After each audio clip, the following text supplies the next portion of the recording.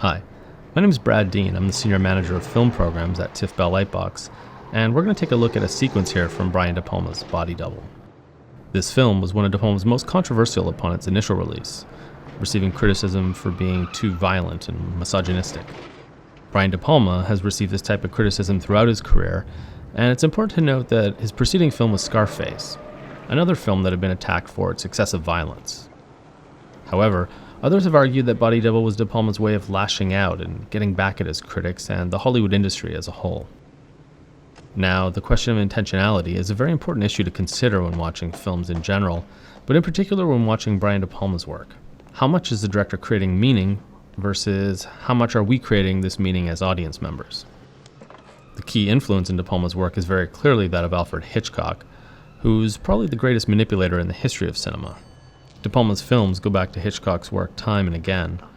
The voyeurism in Body Double is very obviously lifted from Hitchcock's Rear Window, while the preceding sequence involving driving and stalking was itself a direct reference to Hitchcock's Vertigo. De Palma has never hidden his devotion to the great master of suspense, but what we see here is an illustration of how De Palma's interest goes far beyond copying sequences. He shares an affinity with Hitchcock's principles of filmmaking, the way he manipulates cinematic time and space to create suspense, and the way he edits and frames his shots in order to implicate the viewer, however uncomfortable that may become at times. This right here is an excellent example of how De Palma, like Hitchcock, gives us more information than the characters themselves have. He's going to pull back into a wide shot in which the hero, Jake Scully, played by actor Craig Wasson, is following a beautiful woman that he's been spying on from his apartment window through a telescope, again very much like in Hitchcock's Rear Window. Note here how De Palma takes very special care to reveal the space as a whole. He gives us a very clear layout of the upscale mall, and it's very important that he display the geography of this space so that the audience knows exactly where the characters are. The use of the space is not so important now, but it will become more so as the scene progresses and the characters and layers in it continue to build up. Here, the action in the scene almost slows down as we watch this repetitive game of cat and mouse, cutting back and forth, but creating even more suspense. We know that something will happen, but De Palma's going to take his time and make us want it more. Yet another technique to implicate the viewer. Now, if you look at the character coming up the escalator in this shot, who also appeared in the opening sequence, racing past the characters and then watching them on the phone from around the corner, he's portrayed as a menacing indigenous character in a dark hat and shiny sunglasses. Now, this racist depiction reminds us of the problematic representations often seen in westerns, and is a whole other larger and more complicated subject in itself.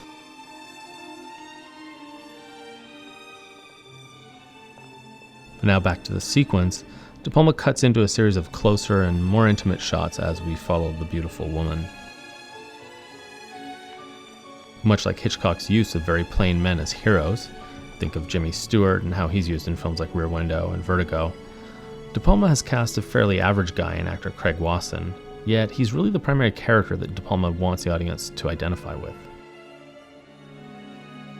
Roger Ebert, one of the few critics to defend the film at the time of its release, called the film an exhilarating exercise in pure filmmaking, a thriller in the Hitchcock tradition in which there's no particular point except that the hero is flawed, weak, and in terrible danger, and we identify with him completely. So the hero Scully is a creepy stalker, yet he's blank, clueless, and not a very imposing figure. The woman has virtually no characterization at this point beyond being a beautiful sexualized object, an intended victim. Meanwhile, the indigenous character is very clearly in the role of the bad guy. Here, De Palma's going to up the ante even further with his multiple layers of voyeurism. We have the hero, who is stalking the beautiful lady in a very creepy way. Then we have the clerk, who notices him as he watches the woman change. Now, note how the curtain is very conveniently left open as the woman changes. This ridiculous male fantasy is the type of instance one finds frequently in De Palma's world, and is one of the many points throughout the film that can be used to stir up the accusations of misogyny. However, a counter-argument could also contend that De Palma's films never pretend to take place in the real world.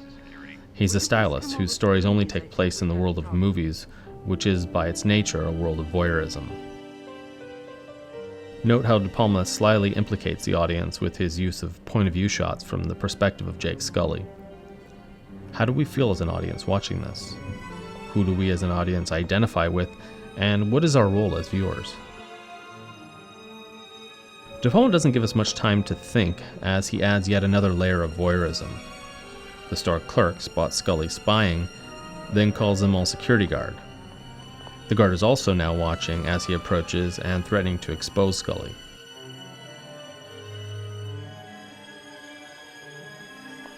Yet, just as the scene is about to reach its climax, a slow pan to the side distracts both Scully and the audience, and we simultaneously discover the menacing indigenous character again as he watches everything from outside the store window. May I help you? It's very difficult to figure out whether the indigenous character is watching the girl, is watching Scully, or whether he's staring at us, the audience, and I would say it's probably a combination of all three. While he often lures us under his spell, Brian De Palma's films always maintain a self-reflexive quality. They're always winking and asking us as an audience, what are your desires? And we as an audience must also ask De Palma the same question in return. What are his?